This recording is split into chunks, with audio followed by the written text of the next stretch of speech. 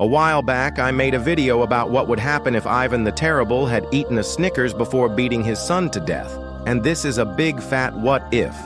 What if Napoleon had won the Napoleonic Wars? It's hard to overstate just how much winning the Napoleonic Wars would have changed history. For starters, Napoleon would have become the first true emperor of France. That might have lasted to this very day had it not been deposed during the weird interregnum period after the French Revolution, as Napoleon originally intended him to be a figurehead while Napoleon did all the actual ruling.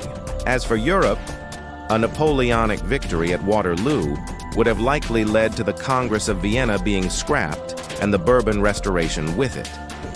The HRE would almost certainly have been dissolved and replaced by a number of puppet states friendly to France.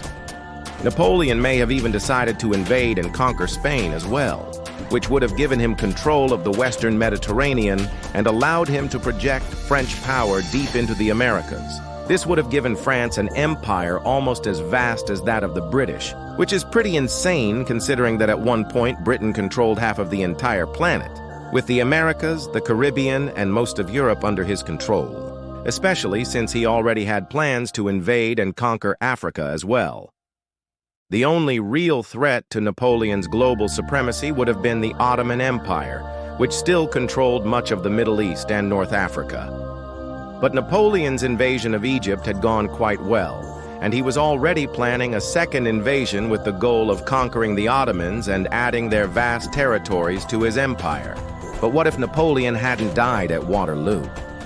What if he'd simply won the battle and gone on to decisively beat the British? See, as Napoleon began to rise, so did the popularity of a certain anti-French military tactic, the scorched earth retreat. As Napoleon advanced through Russia in 1812, his troops struggled to keep up with the retreating Russians, who burned everything in sight. By the time Napoleon reached Moscow, the city was effectively a smoldering ruin and Napoleon's army was in terrible shape. He eventually retreated back to France.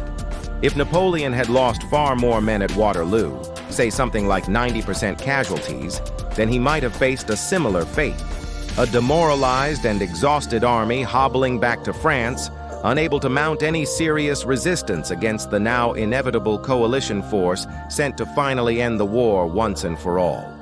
In this scenario, Napoleon will be executed for war crimes. Either way, the Napoleonic Wars would come to an end. But who would be in charge then?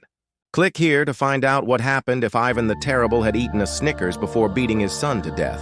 Or click here for another royal pain in the head.